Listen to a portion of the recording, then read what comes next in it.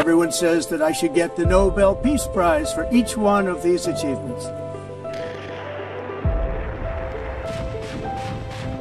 Nobel শান্তি পুরস্কার মানেই শুধু একটি পদক নয়, এটি মানবতার প্রতি বিশ্বাসের স্বীকৃতি। 4 জন মার্কিন প্রেসিডেন্ট ইতিমধ্যে এই সম্মাননা পেয়েছেন।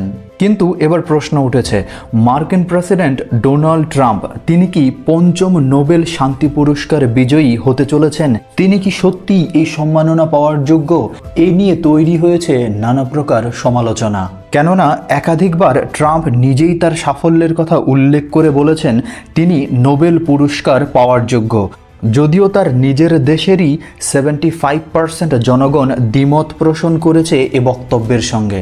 এ পর্যন্ত মার্কিন প্রেসিডেন্ট হয়ে অসামান্য কাজের জন্য নোবেল পুরস্কার পেয়েছেন 4 জন।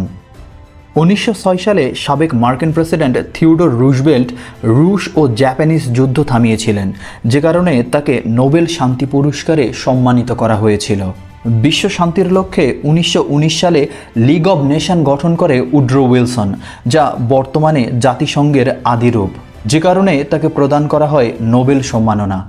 গণতন্ত্রে বিশেষ অবদান ও আন্তর্জাতিক শান্তির জন্য 2002 সালে জিমি কার্টার নোবেল পুরস্কারে সম্মানিত হন।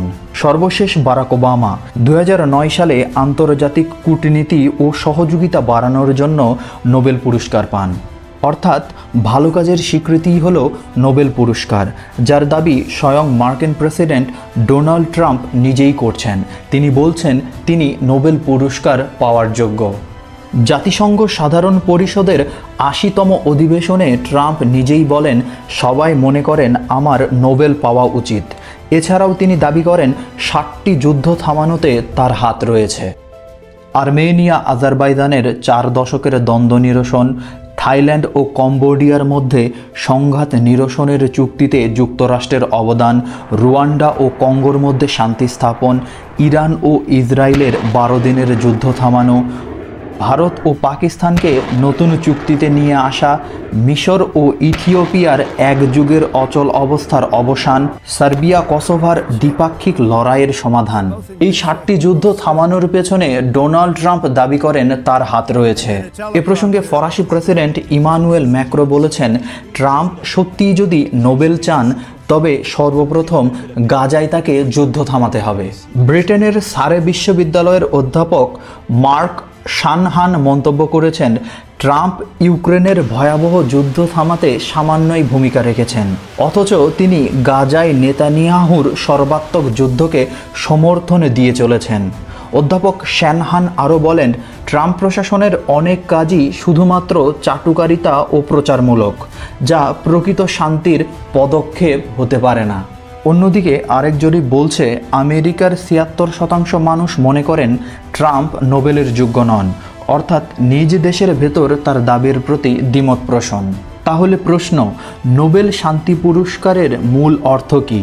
স্থায়ী শান্তি প্রতিষ্ঠা ও আন্তর্জাতিক মানবতার জন্য দীর্ঘমেয়াদী অবদান রাখতে হবে, যা সাময়িক যুদ্ধবিরতি কিংবা রাজনৈতিক প্রচারণার সাথে তুলনামূলকভাবে সম্পৃক্ততা রাখে না।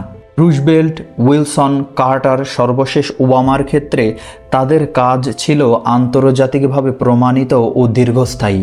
প্রশ্ন, ট্রাম্প কি সত্যি নোবেল পুরস্কার পাওয়ার যোগ্য? তবে তিনি দাবি করছেন, কিন্তু প্রমাণ এখনও প্রশ্নবিদ্ধ।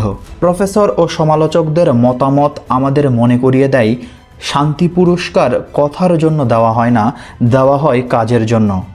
আম জনতা এ বিষয়ে কি মনে করে? ইহাই এখন ভাবার বিষয়। ইহা কি শুধুই রাজনৈতিক প্রচার, নাকি সত্যিকারের শান্তি স্থাপনের দলিল?